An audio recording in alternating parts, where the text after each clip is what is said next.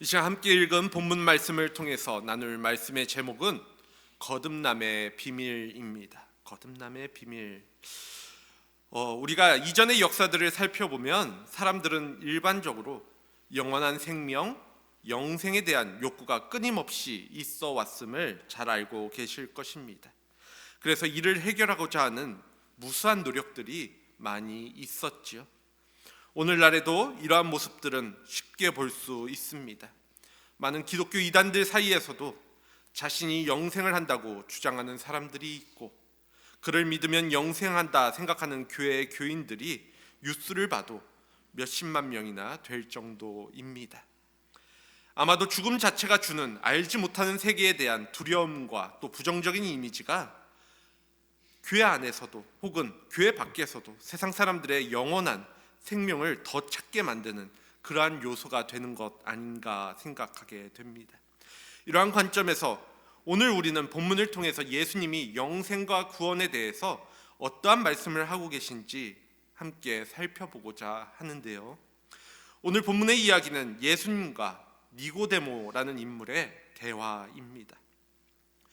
사복음서 중에서 유일하게 오늘 요한복음만이 니고데모라는 인물이 등장하게 되어지는데, 이 니고데모라는 사람을 요한복음은 이렇게 소개하고 있습니다. 오늘 본문 1절 말씀인데요. 바리새인 중에 니고데모라 하는 사람이 있으니 그는 유대인의 지도자라. 니고데모가 바리새인이라는 말 속에 그가 착실한 유대교인임을 잘 드러내고 있는 말씀입니다. 그러한 그는 신실한 예배자였을 것이고 선하게 살려고 노력하는 사람이었겠지요. 또 그가 유대인의 지도자라는 말은 그가 사내들인 공회의 의원이기도 하였다라는 의미이기도 합니다. 이는 오늘날 보면 대법원의 판사 또 헌법재판관에 해당하는 그 역할을 행하였던 사람이라고 볼 수 있는데요. 이렇게 이스라엘의 지도자의 위치에서 부족한 게 없어 보이는 사람이 어느 날 밤에 자신의 삶에 채워지지 않는 그러한 문제들 때문에 가르침을 받고자 예수님을 찾아오게 된 것이지요. 그리고 본문 2절에서처럼 예수님에게 랍비여, 선생님이여, 우리가 당신은 하나님께로 오신 선생인 줄을 아나이다. 하나님이 함께 하지 않으셨다라고 한다면 당신이 행하셨던, 이전에 행하셨던 그 모든 표적들은 아무도 할 수 없었을 것입니다 라고 말을 건넵니다. 즉 그는 예수님이 행한 표적을 근거로 해서, 그 놀라운 일들을 근거로 해서 예수님이 하나님으로부터 오신 선생이자 하나님이 함께 하시는 그러한 존재다라고, 즉 아주 특별한 인물이다, 존재라고 고백을 하고 있다라는 것입니다. 사실 오늘날에도 마찬가지이지만 당시를 놓고 보면 예수님처럼 하나님이 함께 하심을 느끼게 만드는 사람을 만나는 것이 쉽지만은 않습니다. 그래서 그만큼 하나님께 신실하고 열심히 있었던 니고데모는 그 기회를 놓치지 않고 예수님을 찾아오게 된 것이죠. 그런데 니고데모는 이 질문을 할 때 예수님이 어떠한 분이신지를 정확하게는 알지는 못했습니다. 그저 여러 표적을 행하는, 그래서 하나님이 함께 하시는 존재, 어떠한 그러한 사람, 선지자 정도로 생각을 하였다라는 것입니다.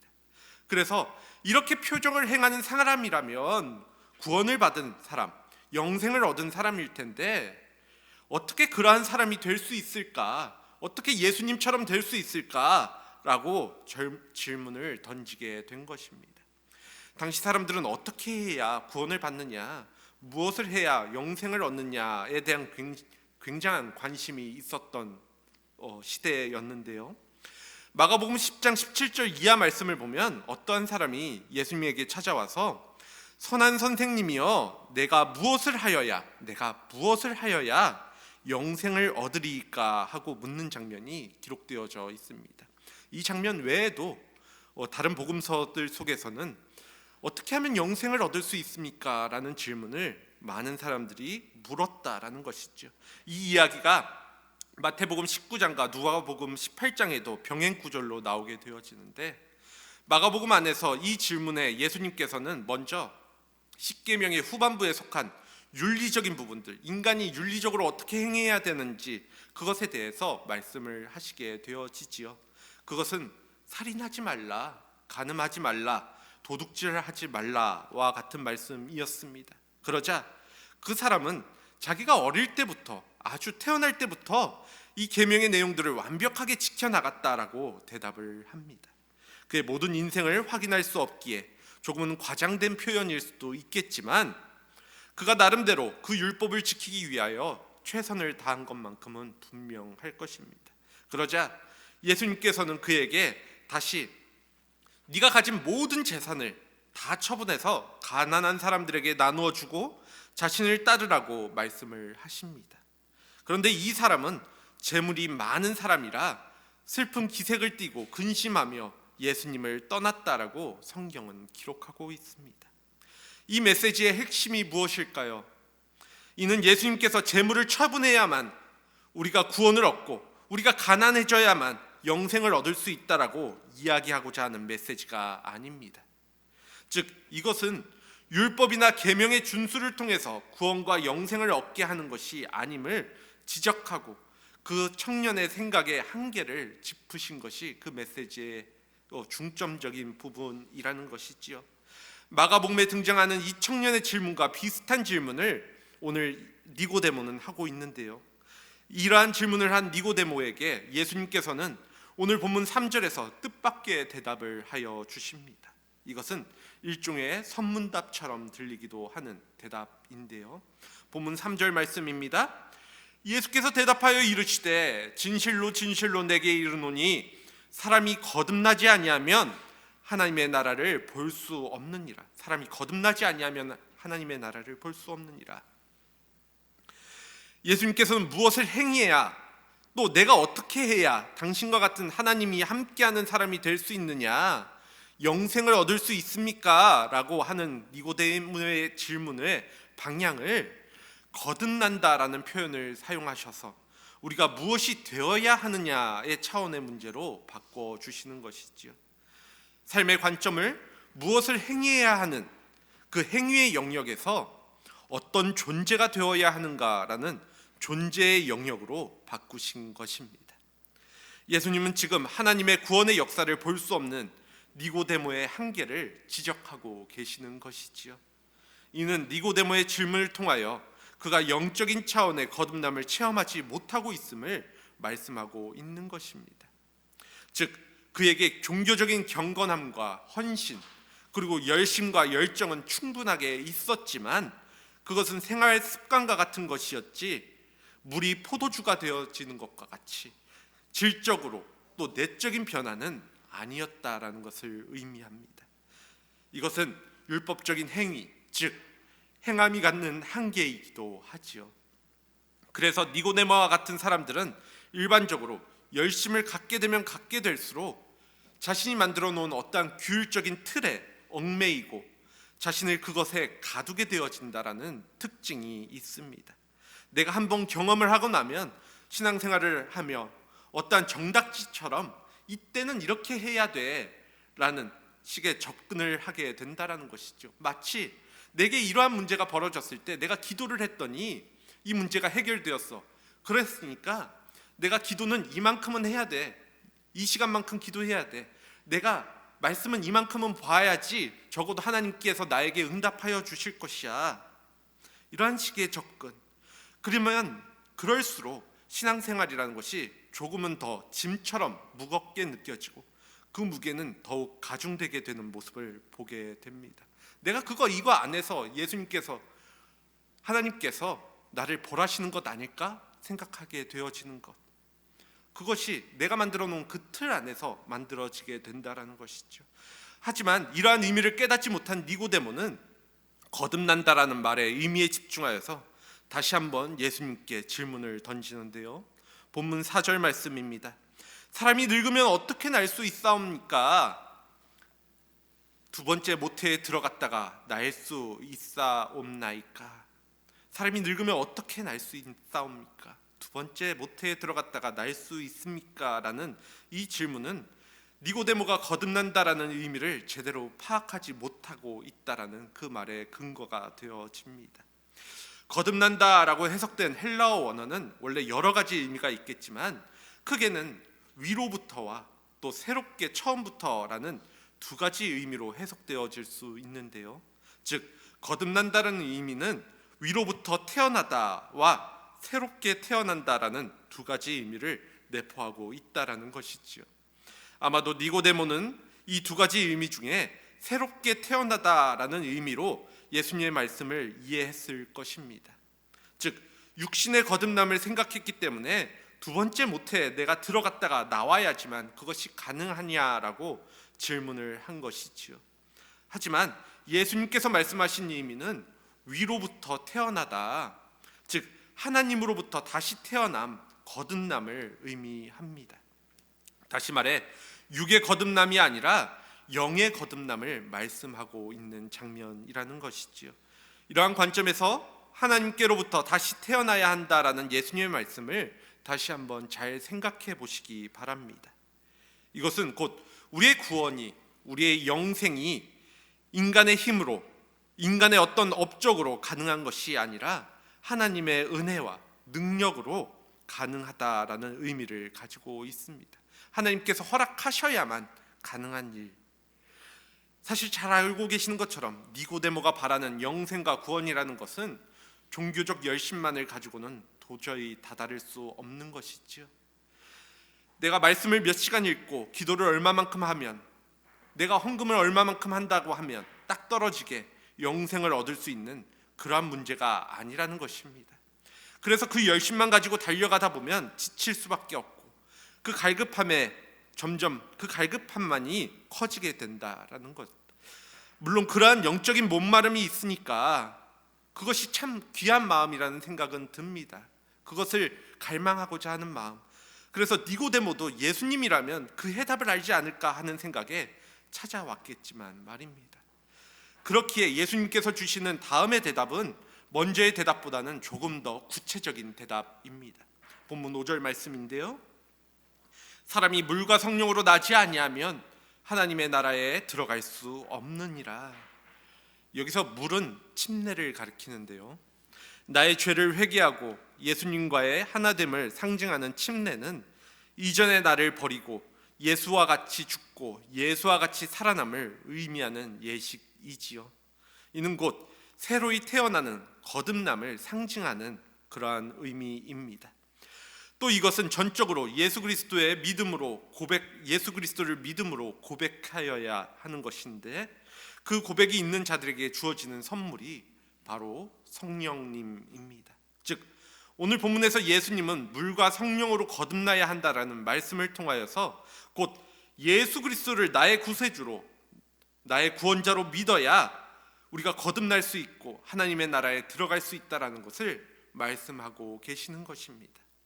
이렇게 영적으로 새로워진 거듭난 사람의 특징이라고 한다면 그것은 진정한 영생과 구원의 의미를 알게 된다라는 데 있을 것인데요. 그렇게 물과 성령으로 새롭게 된다라는 말은 그 의미를 깨닫는 존재가 되어지는 것, 그 거듭남의 의미가 무엇인지를 바로 알게 되어지는 그러한 존재가 되어진다라는 것, 즉 그 존재가 완전히 변화되어서 새로워지게 된다라는 것을 가리킵니다. 바울은 이 사실에 대해서 고린도 후서 5장 16절에서 17절 말씀에서 이렇게 표현을 합니다. 우리가 이제부터는 어떤 사람도 육신을 따라 알지 아니하노라. 비록 우리가 그리스도도 육신을 따라 알았으나, 이전에는 우리가 그리스도도 육신을 따라 알았으나 이제부터는 그같이 알지 아니하노라. 그런즉 누구든지 그리스도 안에 있으면 새로운 피조물이라. 이전 것은 지나갔으니 보라 새 것이 되었도다. 그렇게 새로운 피조물이라는 바울의 표현은 오늘 본문에 거듭난다라는 요한의 표현과 정확하게 일치합니다. 그리고 이렇게 새로워진 존재, 성령으로 거듭난 사람에게 하나님께서는 하나님의 자녀가 되어지는 그 권세를 허락하여 주셨습니다. 즉 영에 속한 사람이 되게 하여 주셨다라는 것이지요. 이렇게 영에 속한 사람만이 가지는 특징이 있다라고 한다면 그것은 성령님을 통해서 우리가 세상을 바라볼 수 있고, 또 성령님을 통해서 하나님의 그 진리의 차원을 바라볼 수 있게 된다라는 점일 텐데요. 하지만 앞서 설명드린 대로 니고데모는 영적인 사람은 아니었기 때문에 예수님의 말씀을 정확하게 이해하지는 못했습니다.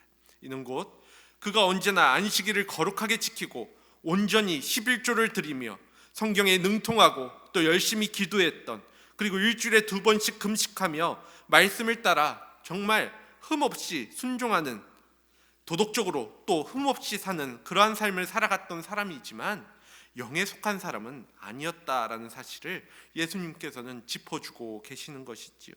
즉 니고데모는 자기 힘으로 종교 행위만을 했던 사람이었다라는 것입니다. 하지만 성령 안에서 그분이 주시는 진리를 깨닫게 되면 삶이 정적으로 바뀌게 됩니다. 그 정체성이 달라지고 그로 말미암아서 언어와 행동과 또 생각과 관계, 그 모든 것들에 있어서 다른 시각을 갖고, 그렇기 때문에 내가 그 다른 시각을 갖기 때문에 다르게 행동하게 되어지는 것. 반대로 위로부터 하나님으로부터 다시 태어나지 못한다라고 한다면, 그렇게 거듭나지 못한다라고 한다면 하나님의 나라를 본다라는 것은 우리의 인간의 능력으로서는, 우리의 인지로서, 우리의 지혜로서는 불가능한 일입니다. 또한 그곳에 들어갈 수도 없고 또 들어갈 수 없기에 하나님의 나라를 유업으로 이어받을 수도 없지요. 왜냐하면 안타깝게도 그러한 자는, 그렇게 거듭나지 못한 자는, 하나님으로부터 거듭나지 못한 자는 하나님의 자녀가 아니기 때문입니다. 그렇게 하나님의 자녀라는 말은 우리가 그냥 좋게 부르는 단순한 호칭 같은 것이 아닙니다. 그것은 위로부터 다시 태어난, 하나님으로부터 난 사람, 거듭난 사람을 가르치는 호칭이기 때문이죠. 이렇게 니고데모에게 영생과 구원을 얻기 위해서는 물과 성령으로 거듭나야 한다라고 말씀하신 예수님께서는 이어지는 6절 말씀을 통하여서 육체에 난 것과 영으로 난 것을 구분하여서 말씀하십니다. 즉 하나님의 자녀가 아닌 세상의 자녀는 끝까지 세상의 권세 아래 있기에, 그래서 썩어질 육일 뿐이기에 영적인 존재로 거듭나야 함을 강조하신 것입니다. 그것을 비교하여 말씀하고 계시는 것이죠. 아마도 자신의 문제를 꿰뚫어 보았을 뿐만 아니라 본인이 기대했던 방법과는 너무나도 다른 말씀을 하시는 예수님을 바라보면서 니고데모는 놀라움과 적지 않은 당황을 하였을 것입니다. 이렇게 하면 너 구원받을 수 있어 라고 이야기하시면 편했을 것 같은데 그렇게 이야기하지 않으시는 것이죠. 하지만 예수님께서는 이 거듭남에 대해서 놀랍게 여기지 말라 하시면서 성령의 모습을 바람에 빗대어서 설명하시는데, 그 바람의 특징이라고 한다면 사람에 의해 통제될 수도 없고 그 움직임이 파악될 수도 없다라는 특징이 있다라는 것입니다. 그러나 그렇다고 해서 우리가 바람의 영향을 느끼지 못하는 것도 아니지요.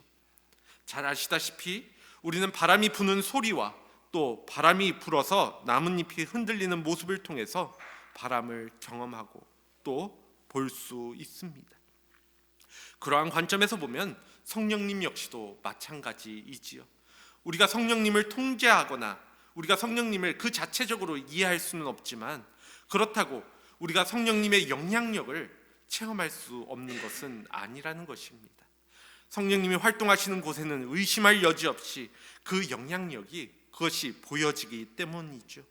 역사상 수많은 믿음의 사람들의 마음속에 성령님께서는 함께 하셨기에 그들을 변화시켰고, 지금도 수많은 사람들이 그 성령님을 통하여서, 내 주에 계시는 성령님을 통하여서 변화되고 있음을 보게 됩니다.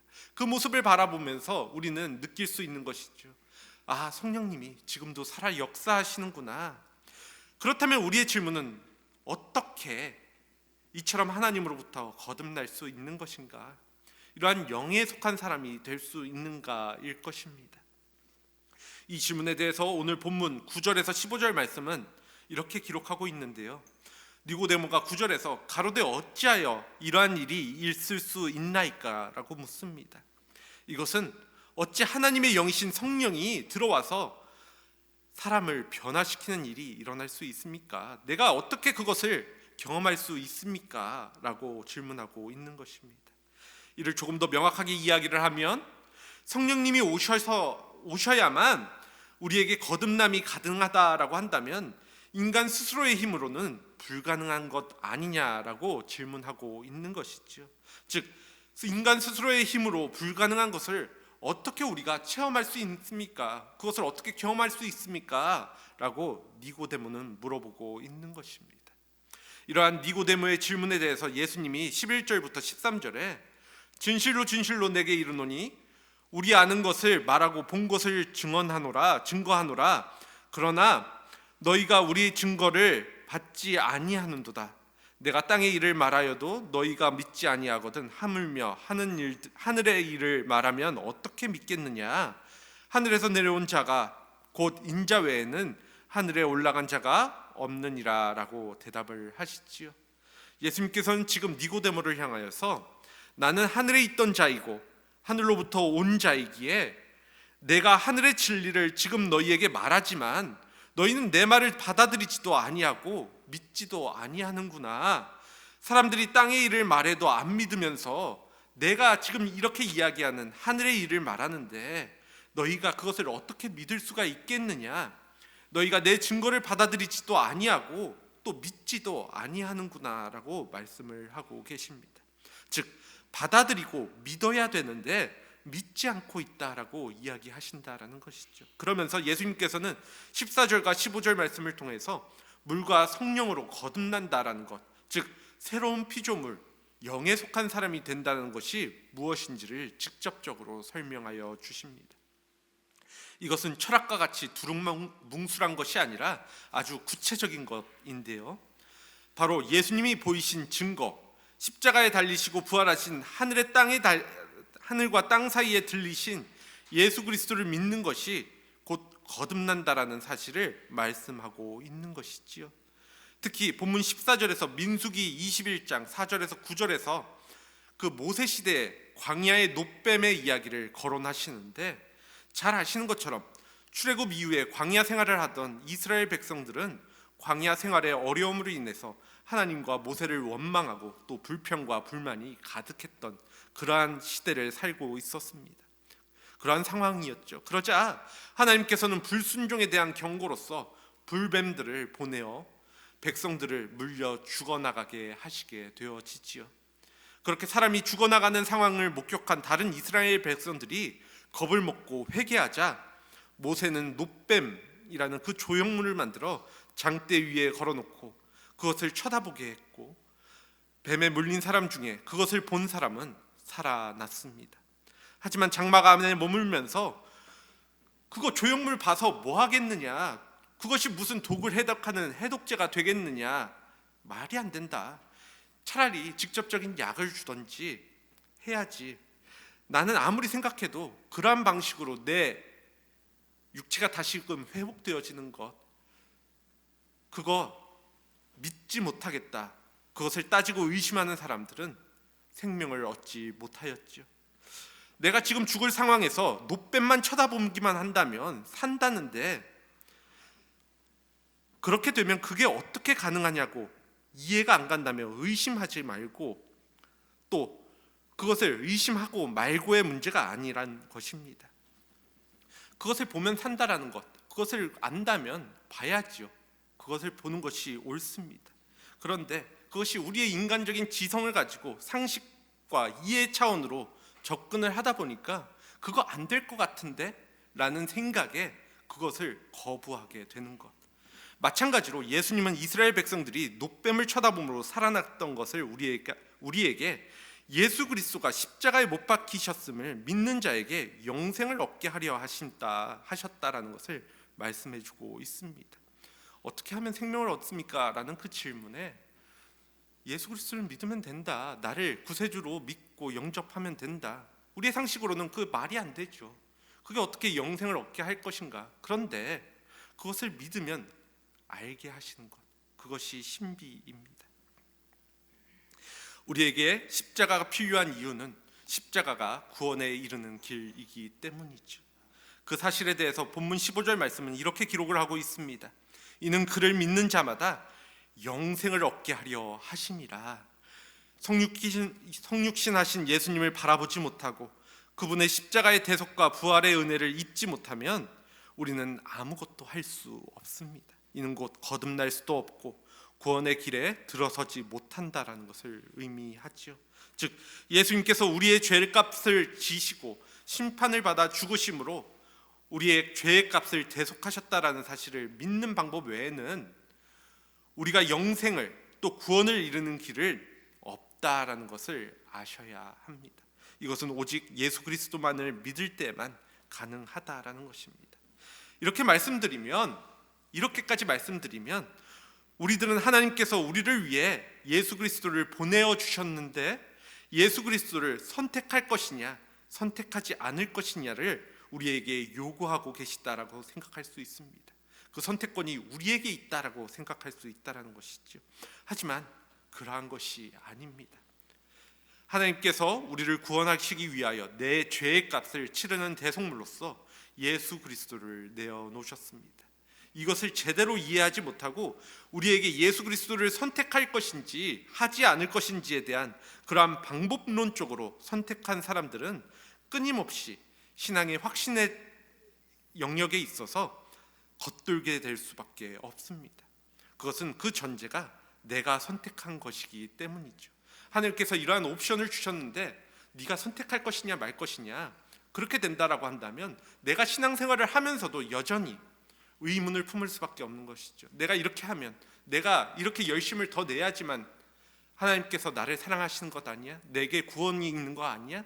하지만 하나님께서 이미 우리를 위해서 계획하심 속에서 예수 그리스도를 보내어 주셨고 십자가를 지시게 하신 것, 그 안에 모든 것이 다 해결되어져 있는 것이죠. 그렇기 때문에 단순히 우리가 어떻게 살아야 할까, 그것은 그 다음의 문제이지만 그 전에 내가 구원을 받았는가 못 받았는가는 예수 그리스도를 믿느냐 못 믿느냐 이 부분에 있다라는 것입니다. 구원이란 궁극적으로 이처럼 하나님의 사역입니다. 다시 말씀드려 구원은 전적인 하나님의 은혜라는 것이죠. 하나님이 나를 찾아오셨고 붙잡으셨고 그가 나를 위하여 예수 그리스도를 대속해 주셨기에 내가 하나님의 자녀가 될 수 있다라는 것. 그렇게 우리의 입장에서 하나님께서 나를 놓지 않는 한 구원에서 제외될 수 없는 그러한 신분이라는 것을 아셔야, 또 그것에 대한 확신이 우리에게 있어야만 합니다. 물론 이 모든 것을 인간의 이성과 지혜로는 설명할 수가 없습니다. 제가 신학을 공부할 때 매주 과제가 넘쳐났었는데 그 중에 교수님이 내주셨던 과제 중에 가장 어려웠던 과제가 하나님의 구원에 대해서 오직 인간의 지성과 논리와 학문적으로 접근하여서 이를 설명하라라는 것이었습니다. 여기서 학문적이란 의미는 일반적인 모든 사람들이 이해할 수 있는 문서와 같은 근거가 뒷받침되어야 함을 의미합니다. 이러한 학문적 근거와 그럴듯한 논리를 무수히 대어서, 또 사람들의 그 논리를 무수히 대어서 구원의 사역에 대해서, 하나님의 그 구원하심에 대해서 설명하는 과제의 결과물을 20장, 30장 그것을 레포트로 만들어서 내어도 그 결론은 한 가지입니다. 그것을 만들면서도 그 결론은 한 가지일 뿐이죠. 논리로는, 우리가 인간의 지식으로는, 학문으로는 이를 설명할 수 없다라는 것입니다. 교수님의 의도도 있었겠지만 너무나도 무기력하게도 구원은 하나님의 은혜일 수밖에 없다라는 그것을 고백할 수밖에 없는 것, 이렇게밖에 설명이 안 되더라라는 것이지요.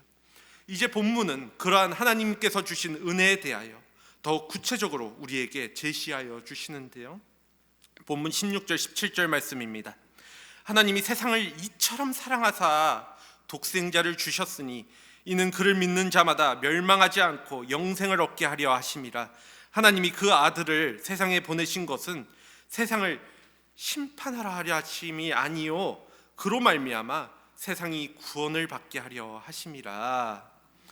예수님께서는 세상을 심판하러 멸망시키려고 오신 분이 아니시라 영생을 주시기 위해서, 구원을 받게 하기 위해서 오셨다라고 오늘 말씀은 기록하고 있습니다. 즉 예수 그리스도를 통해서 우리가 구원받을 수 있다라는 사실을 받아들이고 믿는 사람만이 바로 하나님으로부터 거듭난 사람이라는 것이지요. 그런데 일반적으로 이 놀라운 말씀이 대부분의 사람들에게는 눈에 들어오지가 않습니다. 교회 밖의 사람들만이 아니라 교회에 출석하는 사람들도 오늘 니고데모처럼 이 사실을 현실로 경험하지 못할 때가 많이 있지요. 그래서 예수님은 5절 말씀과 또 5절 말씀에서 물과 성령으로 거듭나지 않으면 하나님의 나라에 들어갈 수 없다라고 분명하게 말씀하신 것입니다. 성경의 내용 중에 중요하지 않은 부분은 없겠지만 오늘 예수님과 니고데모의 그 대화는 예수 그리스도를 받아들이고 믿는 사람들에게 허락되어진 거듭남에 대해서 그 진리를 분명하게 보여주고 있습니다.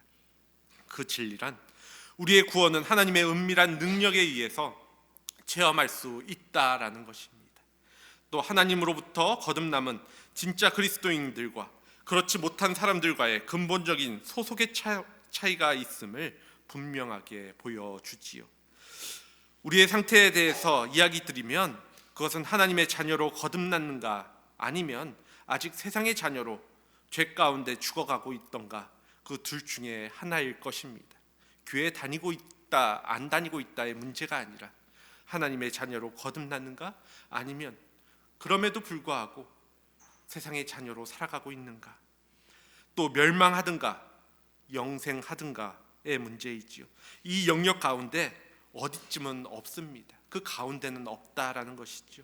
그렇게 우리 모두는 거듭나야만 합니다. 육에 속하여진 사람이 아니라 영에 속하여진 사람, 하나님 나라에 속한 자녀가 되어야 한다라는 것. 그럴 때 우리에게 진정한 구원이 무엇인지 알 수 있고 그것을 경험하게 될 것입니다. 이제 말씀을 정리하고자 합니다. 오늘 말씀 속에 니고데모는 종교 활동을 열심히 하고 또 지식이 풍부한 사람이었지만 예수님을 분명하게 알지는 못하는 사람을 대표하고 있는 인물입니다. 그렇기에 오늘 우리의 모습을 다시 한번 점검해 보시기 바랍니다. 내가 니고데모와 같이 교회에 열심히 다니고 또 생활하고 있지만 그것이 종교 행위에 그치고 예수 그리스도를 바로 이해하지 못하고 있었던 것은 아닌지 말입니다. 오늘 우리는 어떻게 하면 구원을 또 영생을 얻을 수 있는지 그것을 질문하는 니고데모의 질문을 되짚어보면서 십자가에 달려 돌아가신 예수님을 통해서 우리의 인간의 영생과 구원이 시작되었다라는 것, 그렇게 거듭나여진다라는 것을 살펴보았는데요. 즉 영생과 구원을 얻는 것은 예수님을 그리스도로 받아들이고 믿는 자에게 허락되어진 것이라는 것. 저의 받아들이고 믿기만 하면 된다라는 말이 때로는 간단하게 느껴지지 않으시는 분들 분명히 계실 것입니다. 그러한 분들은 보통 두 가지 이유가 있는데요. 먼저는 그래도 하나님께서 이 정도는 하셨지만 그래도 내가 이만큼은 해야 되지 않을까라는 생각을 한다라는 것입니다. 특별한 체험을 한다거나 뭔가 다른 노력을 해야 되는 것은 아닐까. 지금부터 작정하고 내가 금식하면 100일 기도를 시작하면 거듭나지 않을까. 그것이 조금은 더 도움되지 않을까. 더 빨리 만들어주지 않을까. 이렇게 고민하는 분들이 이러한 모습의 대표적인 분들이 있죠. 물론 이러한 고민이 나쁘다라는 것은 아닙니다. 우리는 더 열심히 기도해야 하고 또 더 열심을 다하여 말씀을 바라보아야 하고 또 하나님의 자녀답게 살도록 노력해야 합니다. 하지만 이 모든 행위가 나를 구원의 길로 인도하는 것이 아니란 것을 말씀드리고자 하는 것이죠. 제가 계속해서 말씀드리지만 앞서 말씀드린 행위들은 하나님께 속한 사람이라면 자연스럽게 행하여지는 모습들입니다. 내가 그 시각이 변화되니까 그렇게 살아가고자 하는 그 마음의 부담감이 생겨서 이루어지게 되는 모습들이지요. 이것을 통해서 구원을 얻는 것이 아니라. 그래서 이 순서가 중요합니다. 이 순서가 바뀌게 되어지면 우리는 그 중심과 초점이 우리 자신에게 있는 것을 보게 될 것입니다. 그래서 요한복음 3장 21절 말씀은 이렇게 기록되어져 있습니다. 진리를 따르는 자는 빛으로 오나니 이는 그 행위가 하나님 안에서 행한 것임을 나타내려 함이라. 우리가 어떠한 대답을 한다고 해서 또 어떠한 대단한 것을 한다고 해서 그것으로 구원을 살 수 있는 것이 아님을, 즉 구원은 우리의 행위나 우리의 노력에 달린 것이 아님을 다시 한번 기억할 수 있어야 한다라는 것이죠. 또 우리가 예수님을 받아들이고 믿기가 쉽지 않다라고 느껴지는 그 두 번째 이유는 2000년 전에 예수님이 직접 오셔서 많은 이들을 살리시고 또 이적들을 보여주셨으니 그래도 그때는 좀 더 내 눈으로 직접 봤으니까 수월했겠지만 지금 그러한 모습을 볼 수가 없는데 어떻게 예수님을 바라보고 믿으라고 말할 수 있느냐라는 입장일 것인데요. 하지만 예수님 당시에도 이러한 예수님의 이적과 표적들을 보고도 믿지 못하는 사람들은 훨씬 더 많이 있었습니다. 오늘날도 마찬가지이죠. 예수님을 믿기 어렵다라는 사람들 많이 있습니다. 그래서 누군가는 예수님을 단순히 2000년 전 귀감이 되는 많은 일들을 했던 사람, 선한 일을 했던 지혜 있는 성인 정도로 생각하는 경우도 있습니다. 하지만 오늘날 예수님을 직접 마주할 수 없는 우리들에게도 예수님이 그리스도이심을 믿게 하는 것이 있습니다. 바로 이 성경의 말씀들입니다. 요한복음 20장 31절 말씀은 이렇게 기록하고 있습니다. 오직 이것을 기록함은, 이 말씀을 기록함은 너희로 예수께서 하나님의 아들 그리스도이심을 믿게 하려 함이요 또 너희로 믿고 그 이름을 힘입어 생명을 얻게 하려 함이니라. 예수님께서 하나님의 아들 그리스도이심을 믿으면 그 이름을 힘입어 생명을 얻게 될 것이다. 이 놀라운 사실을 믿게 하기 위해서 오늘 이 성경의 말씀이 기록된 것이다 라고 요한복음은 기록하고 있다라는 것입니다. 요한복음뿐만이 아닙니다. 성경의 전 영역에 걸쳐서 끊임없이 이야기를 합니다. 죄에 빠져 죽을 수밖에 없는 우리를 하나님께서 사랑하셔서 독생자 예수 그리스도를 이 땅에 보내시고 우리의 죄의 대가로 목숨을 내어놓으셨다라는 사실을 말이지요. 그리고 이를 믿는 자에게 구원을 허락하셨다는 것을 말입니다. 그러니 그 구원을 얻기 원하신다라고 한다면 날 위해서 십자가에 달리신 예수님을 믿음으로 바라보시고 의지하시기 바랍니다. 예수님은 바로 우리를 위해서, 나를 위해서 십자가에 달리셨습니다. 그러니 나의 행위나 나의 공로를 의지해서 구원을 얻고자 하지 말고 오직 예수님을 바라볼 수 있어야 합니다. 그러면 성령님께서 여러분들을 그렇게 거듭나게 하실 것입니다. 이 일에 있어서 오직 우리가 해야 할 일은 예수님을 믿음으로 바라보는 것뿐입니다.